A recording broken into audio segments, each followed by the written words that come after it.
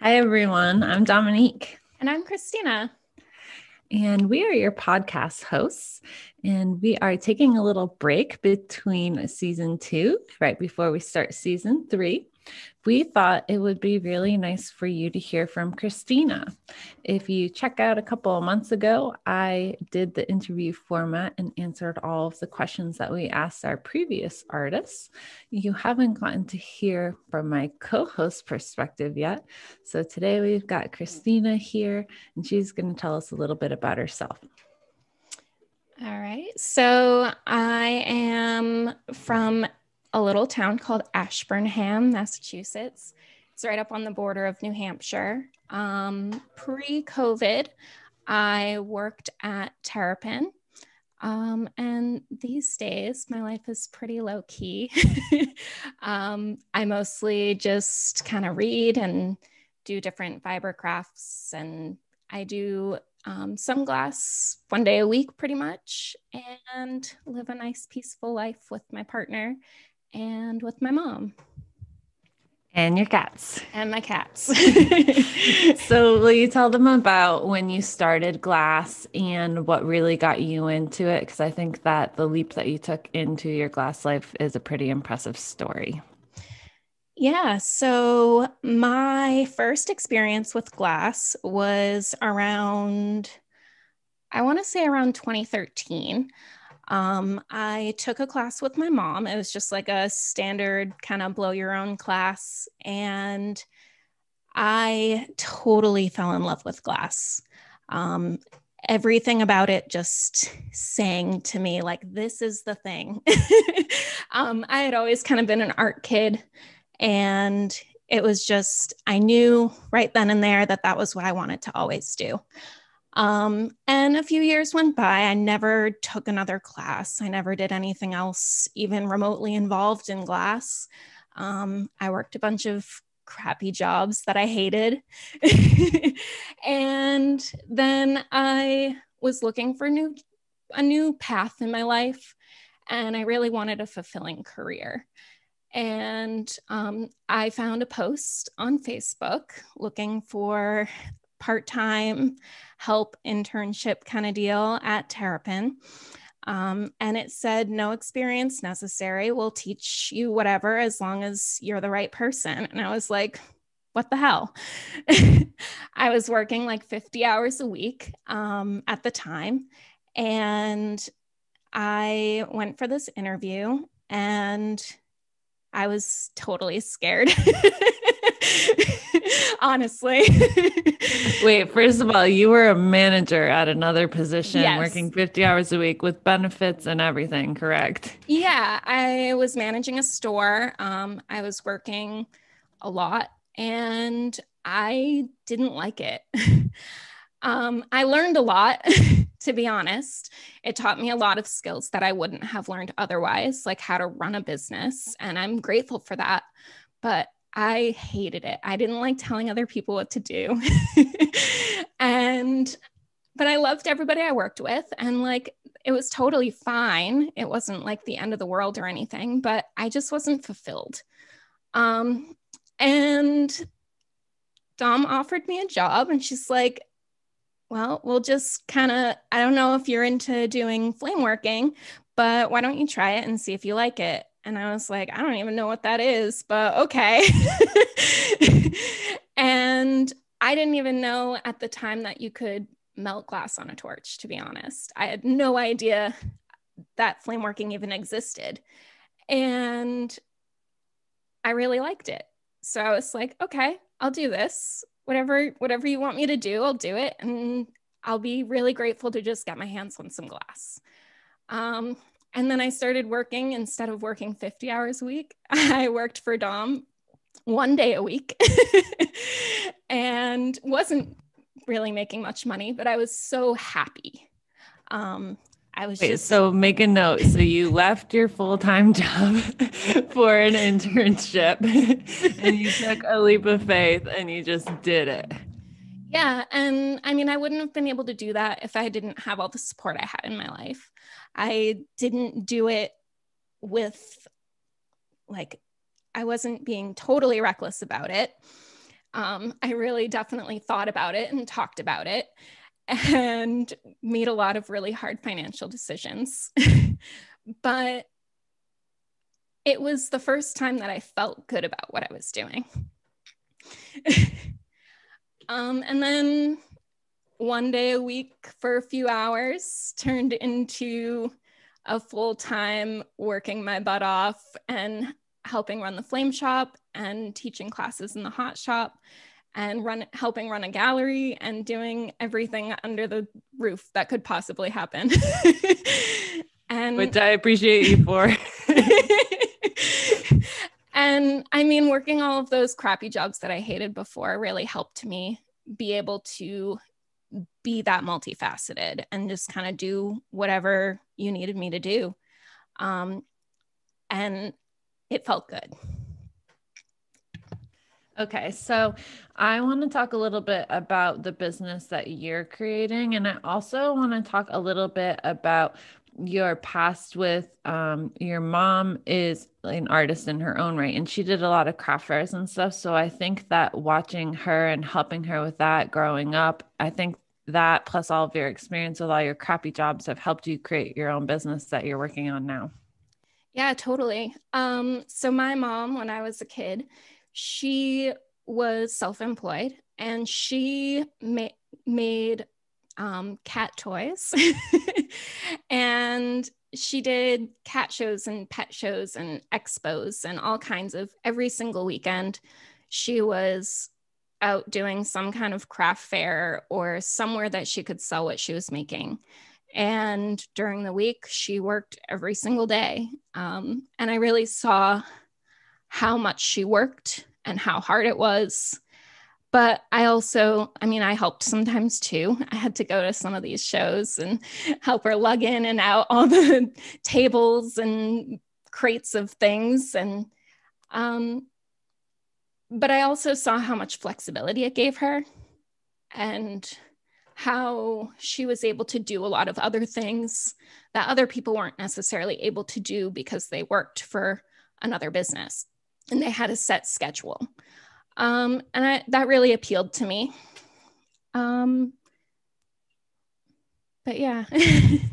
Tell us about your business now. Okay. What's your glass name? So, what you doing? My business is Magia Glass, and I make glass in the hot shop and in the flame shop, and I mostly make different kinds of jewelry. Lately, I've been working on making antlers in the hot shop that are as close to life size as I can get them to right now. And I don't know, I just kind of make whatever inspires me and whatever I'm kind of feeling in the moment. I don't really think about how something's going to sell necessarily. I'm just kind of making what calls to me to be made. And can you talk a little bit about your witchy self? Because that is involved with a lot of work as well, right?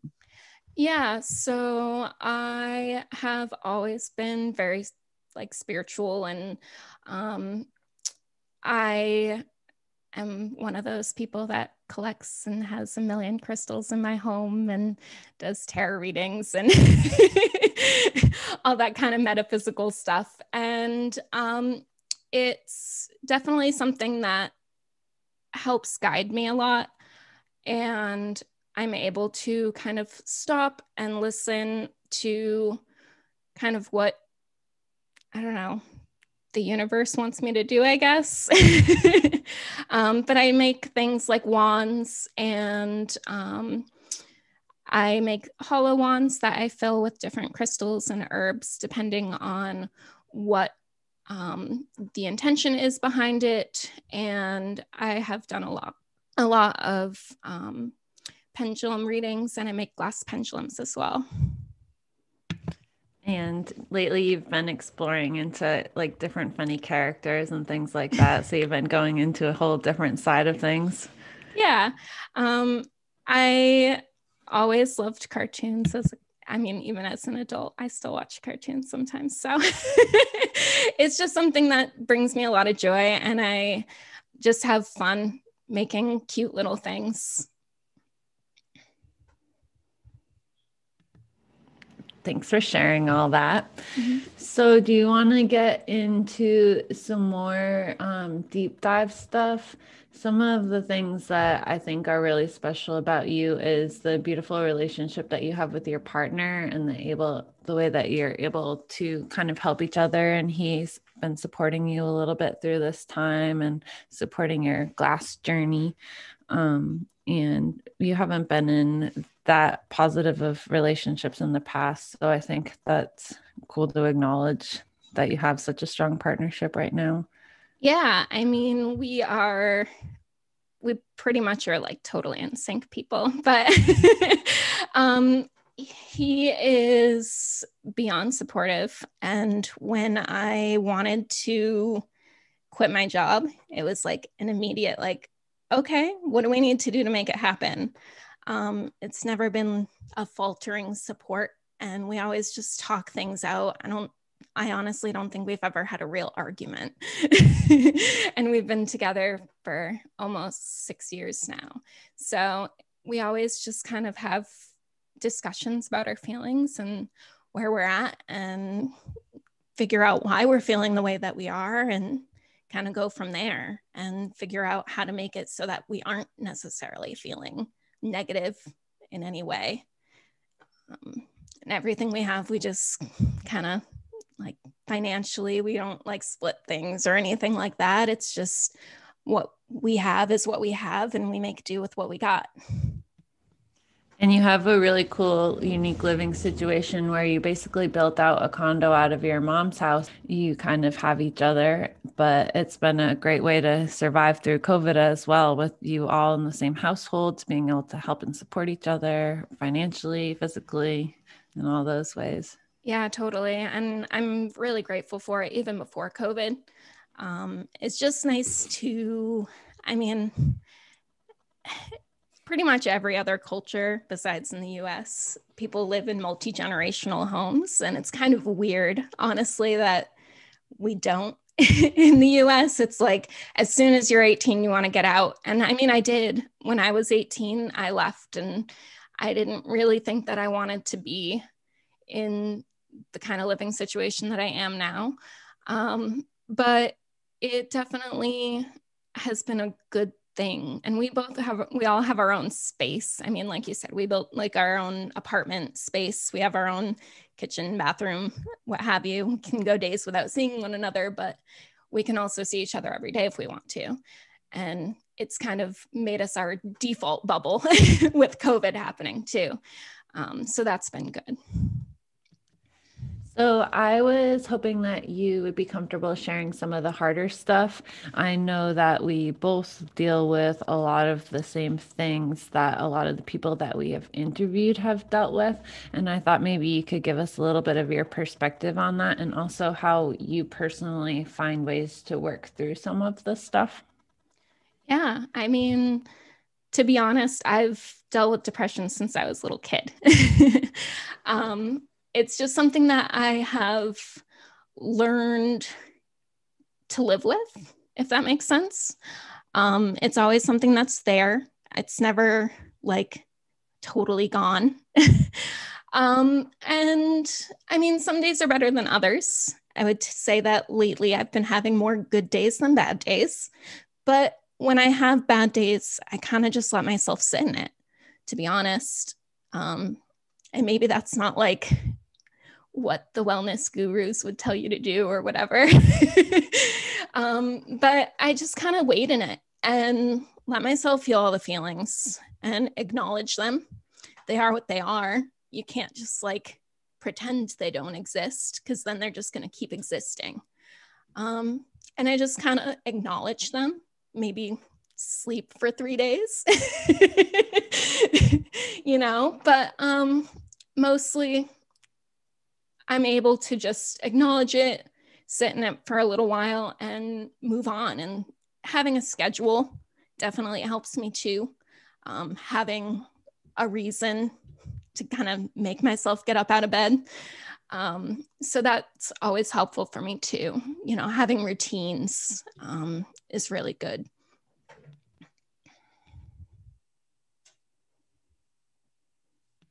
So this podcast has helped so much through the pandemic because it's helped us create schedules and it's given us reasons to keep going. Yeah, totally. I mean, I know every Thursday, 2:00, we're going to be doing this thing, and I need to get my butt out of bed. I need to drink some coffee. I need to drink some water. I need to eat some food, and I need to be ready. And, like pre-COVID, it was easier to keep a schedule because I had to physically go places. I had to actually put on pants. God forbid. I'm not really looking forward to that part of not COVID life in the future. I do like wearing sweatpants every day. But yeah, having a schedule really helps me, and it kind of gives me a little bit of purpose. Just being somebody that's within your support network, I just want to highlight the one part that I think is so beautiful about you and your struggles is that you always acknowledge what you're feeling. And I think that probably helps in your partnership with Pete. And I know that helps in our friendship is when you're having a bad day, you just acknowledge, like, I'm just having some struggles today. And I think that is a beautiful, I don't even want to say coping mechanism. It's just a beautiful way to deal with the maybe chemical imbalances that you were born with, that we are all born with in some way, and leaves us struggling with these ups and downs. Yeah, I mean, I think it's really important to tell the people around me when I'm not doing so well, and even if I'm not doing physically well or whatever, like, I just think it's really important that, especially, I mean, with you, especially if we're working in the hot shop, for example, and I'm not fully there, Yeah. Like, I need you to know that so that that I'm not necessarily quite on my game. Yeah. And it allows me to be able to be more gentle to you on some days, or days that I know that you're feeling 100%. It allows me to maybe give you some of my weight if I'm not having such a good day. Right, exactly. And I guess, like, for me, it's just that communication. I mean, if my friends know that I'm not doing well for like a week in a row, then they kind of know, like, hey, maybe we need to help you out a little bit, get you out of that rut. And I think a lot of times that's the hardest thing about depression, is that people around you don't necessarily know, because it's so taboo to talk about. It's just something that, we don't want people to see the messy side. And society doesn't want to see the messy side. So we're so ingrained to not talk about when we're having a bad day, just grit and bear it and just get through it. But having the people around you know that you're not doing so well, if I get snippy at a customer, send her to the back. I mean, that doesn't typically happen, to be honest, but no. if it does, you know why, and you can kind of step in. If you didn't know why, then it would be like, what the hell's wrong with you? Why aren't you like your normal self? And it's just good to talk about. Yeah. And also, as somebody that struggles from depression and I'm not enough, if you weren't communicating that you're having a bad day, then I automatically take it internally, and then I spiral, and then we're all spiraling together and we have no idea why it began. So it's just easier to just put it all out on the table. And then there isn't these, oh no, what did I do something to hurt her? Right. And I totally do that too. That's like one of my big things that I do. And like, even just like somebody not replying to me instantaneously, I'm like, did I say the wrong thing? So just like saying that I'm not doing well helps other people around me not feel like they're not doing well towards me. Or just knowing that if you had a problem, you would just say it outright, and then we could work through it. Another thing that I know that you struggle with that we ask people a lot about is imposter syndrome. That's one of our favorite questions within the podcast. And that's something that we all battle with. And I just thought maybe you could give us like any kind of enlightenment that you have found within yourself or that you found within these conversations with the 16 other artists that we've interviewed up to this point. And we pretty much asked this question for every single one of them. I know. And, I ask it every time because I'm like, please, I hope you have something to give me. Give me a piece of your power. And like, to be honest, I don't have any insight or wisdom about it because I constantly struggle with it. Sometimes like it's hard acknowledging that you're doing good when you're constantly surrounded by and talking with people who are, and I don't want to say this like as like a weird thing, but like so much further. If that makes sense.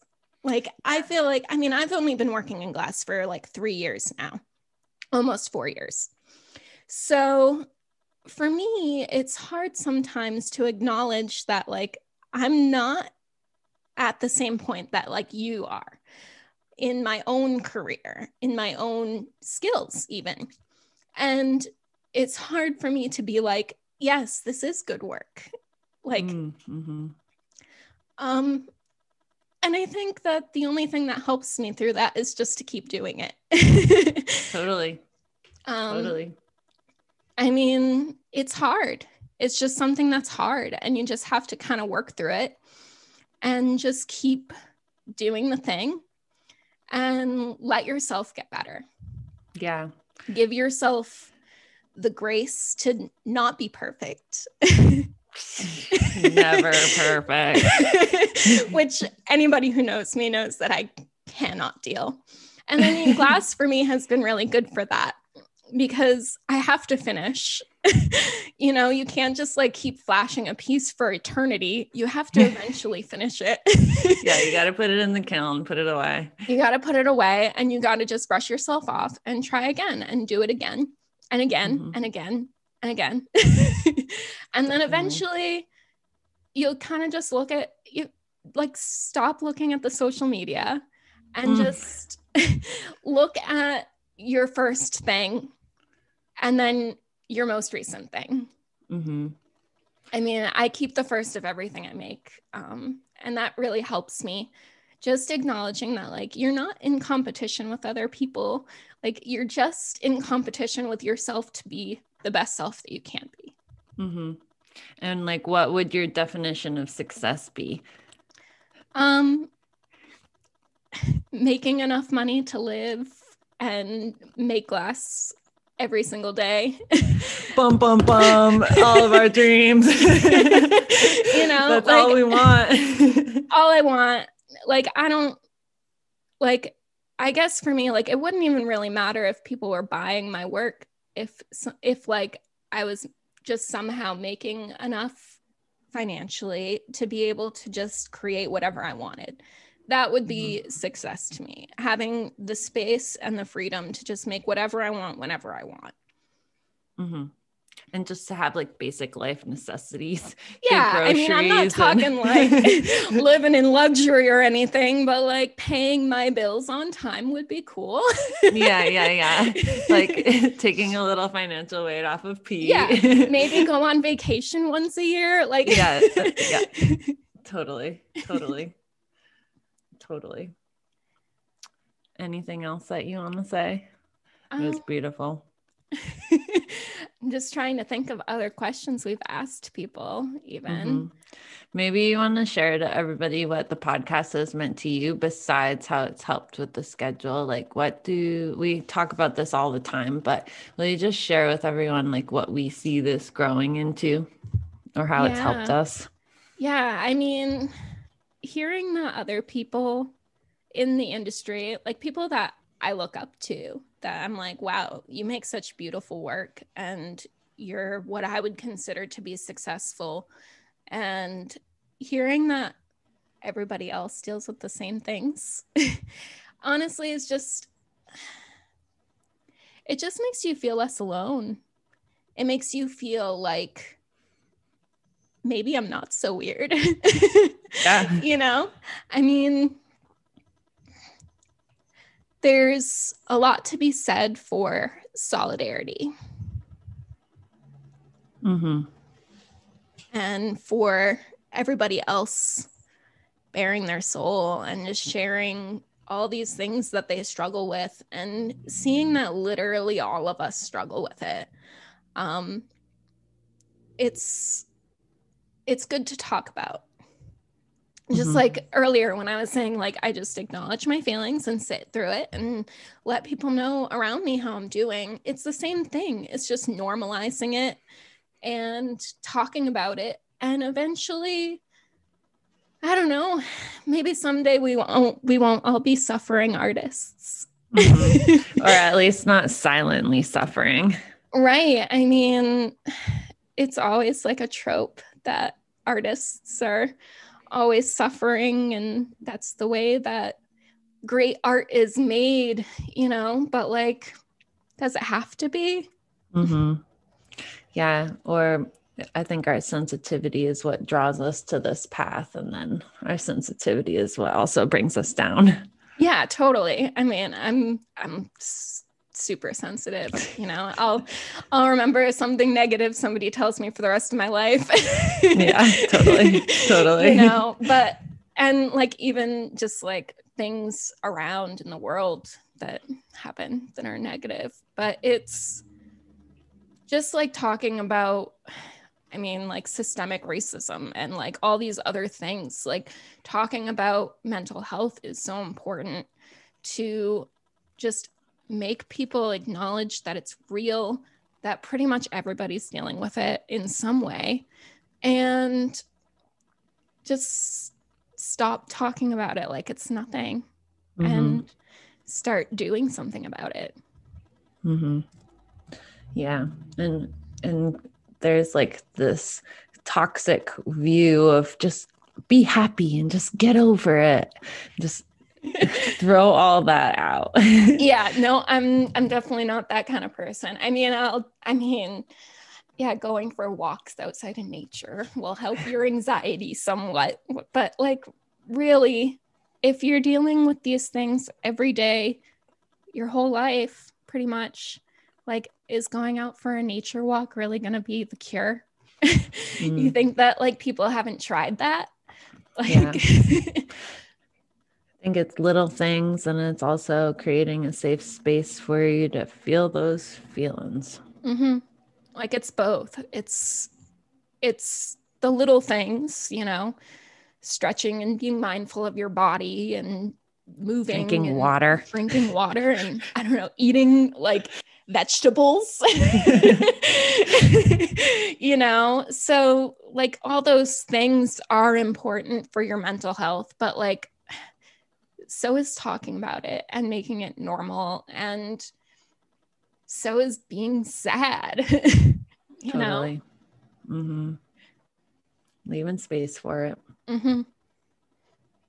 Well, thanks for sharing. Yeah. It's perfect. And we'll be back again podcasting the first Friday of April. So we're reaching out to more artists, and we're going to have 8 more interviews every Friday starting on Friday, April 2nd. So we hope to see you all then, and have a nice little break with us. If you love this podcast and want to help support its creation, please consider becoming a patron at patreon.com/connectedinglass. Also, please consider joining our Facebook group, Connected in Glass Podcast, where you can continue following the artists that we've interviewed in previous episodes.